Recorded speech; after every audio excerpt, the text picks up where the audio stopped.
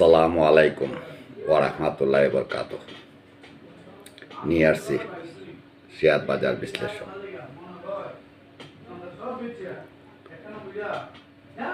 সাপ্তাহিক ছুটি শুক্রবার ও শনিবারের পর আগামীকাল রবিবার থেকে শুরু হতে যাচ্ছে শেয়ার বাজারের লেনদেন।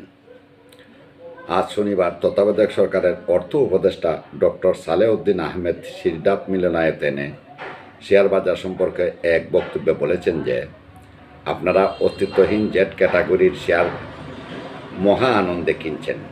কিছুদিনের মধ্যেই এই জেড ক্যাটাগরির কোম্পানিগুলোর শেয়ার ওয়েস্ট পেপার হবে। অর্থ উপদেষ্টার এমন বক্তব্যে সোশ্যাল মিডিয়ায় নেতিবাচক সমালোচনার ঝড় বইতে দেখা গেছে।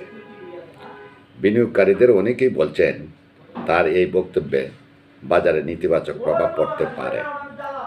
এ ব্যাপারে বাজার বিশ্লেষক এম আর কামরুলের সাথে মুঠোফোনে জানতে চাইলে তিনি জানান, অর্থ উপদেষ্টা হয়তো দুর্বল কোম্পানির শেয়ার থেকে বিনিয়োগকারীদের নিরুৎসাহিত করার উদ্দেশ্যেই এমন বক্তব্য দিয়েছেন। কর্তৃপক্ষ হয়তো ভাবছেন দুর্বল কোম্পানিগুলোর লাগাম টেনে ধরতে পারে, হয়তো মৌলভিত্তি কোম্পানিগুলোর দর বাড়তে পারে, যা ইন্ডেক্সে পজিটিভ প্রভাব পড়বে। কিন্তু আমার মতে লেনদেন না বাড়লে যতই দুর্বল কোম্পানির লাগাম টেনে ধরা হোক, মৌলভিত্তির কোম্পানির দর তো বাড়বেই না। লাগাম টেনে ধরতে গিয়ে উল্টো পুরো বাজারে নেতিবাচক প্রভাব পড়ার সম্ভাবনা রয়েছে। টেকনিক্যাল অ্যানালিস্ট কামরুল বলেন, বাজারের মূল সমস্যা হচ্ছে চাহিদার চেয়ে বাজারে দ্বিগুণ পরিমাণে কোম্পানির সংখ্যা বেড়ে যাওয়া। যেমন দুর্বল কোম্পানির লিস্টেড হয়েছে, বিএসইসি ডি লিস্টও করতে পারতেছে না, আবার বাজারে লেনদেনও বাড়াতে পারতেছে না। তাই মাঝে মধ্যে কোম্পানিগুলোকে জেড ক্যাটাগরিতে পাঠিয়ে দুর্বল কোম্পানিগুলোর প্রতি বিনিয়োগকারীদের নিরুৎসাহিত করার চেষ্টা করছে। কিন্তু অযাচিত এরকম হস্তক্ষেপে বাজারে কাজের কাজ কিছুই হচ্ছে না, উল্টো আরও নেতিবাচক প্রভাব পড়তে দেখা যাচ্ছে। এদিকে এ চ্যানেলের পক্ষ থেকে গত পর্বে বাজার বিশ্লেষণের ঘোষণা এক অংশে 2010 সালের স্থলে 2001 বলায় আমরা দুঃখিত।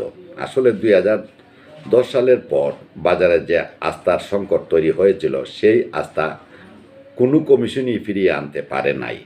আস্থার অভাবে বাজারে তারল্য সংকট প্রকট আকার ধারণ করে হাজার কোটি টাকার লেনদেন 300 কোটি টাকার গড়ে চলে আসছে।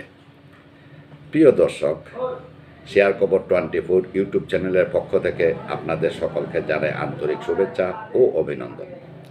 আপনাদের ভালোবাসা ও সমর্থনের জন্য আমরা সবসময় কৃতজ্ঞ।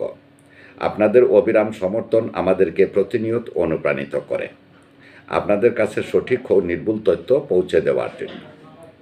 আমাদের সাথে থাকুন, আমাদের ভিডিওগুলো দেখুন, এবং আপনি যদি নতুন হয়ে থাকেন এ চ্যানেলে, তাহলে চ্যানেলটি সাবস্ক্রাইব করুন। আপনাদের মূল্যবান মতামত এবং পরামর্শ আমাদের আরও উন্নতর করে তুলতে সাহায্য করবে। আবারও ধন্যবাদ জানাচ্ছি আপনাদের সবাইকে। শুভেচ্ছান্তে শেয়ার খবর 24 ইউটিউব